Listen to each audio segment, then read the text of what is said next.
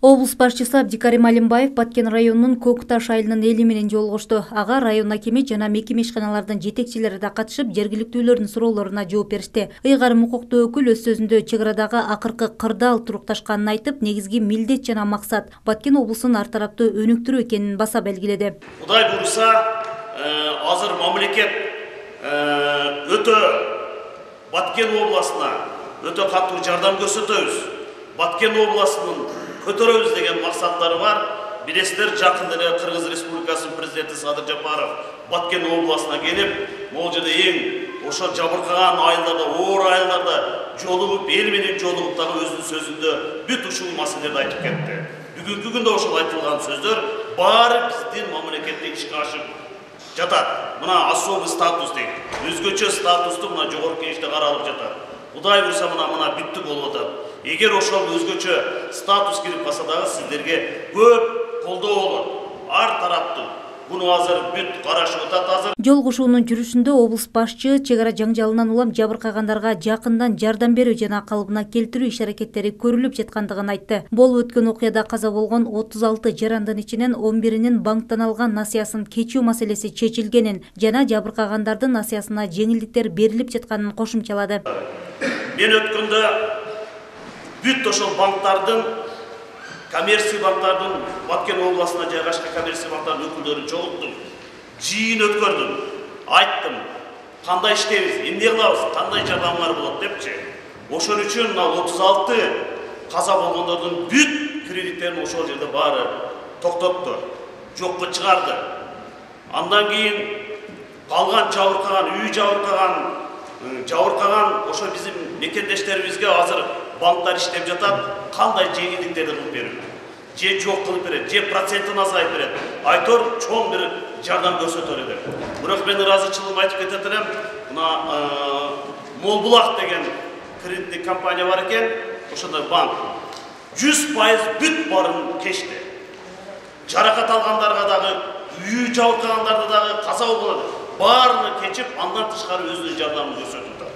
Негизги көйгөйлөрдүн бири электр энергиясы жана мамлекеттик каттоодогу документтер тууралуу да сөз болду. Облус башчысы жергиликтүү элдин көйгөйлөрүн угуп, суроолоруна жооп берди. Анда айыл тургундары бала бакча, ФАП, мектеп жетишсиз экендигин айтып, аны менен катар жергиликтүүлөр турак жай куруу үчүн жер тилкеси да маселе жаратканын айтышты. Мурдай кайрылганында сымыга мектеп, десал, ФАП керек. Бизде 4 миллион ашып калып жашайт. Бирок бизде ФАП бир ФАП бар да. Анан бизде врач деген жок. Мисалы үчүн бизде врач бизде обязательно бош. Анан ФАП жетишпейт. Ошон үчүн сымы деген айылга бизге ФАП менен жок дегенде 4 жылдык мектеп керек да. Анан десат керек. Мына десат бизге балдар батпайт. Биз башкача бала ала албайт экен. Балдар баары үйдө. Ошо сымга бир десат, бир ФАП, бир 4 жылдык мектеп керек. Ошону эме кылып берсеңиздер. Могу ФАП, садик начальник школаларды мен жазып койдум. Буну в принципе аткарса болот, бүгүнкү күндө аткарса болот.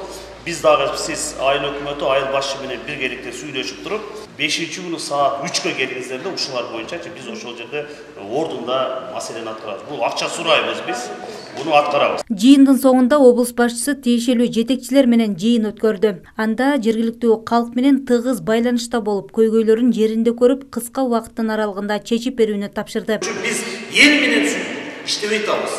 Ошондуктан ушунча проблемалар болуп атат. Мына өзүңөр өз жумушуңарды уюштургула, планды түзгүлө.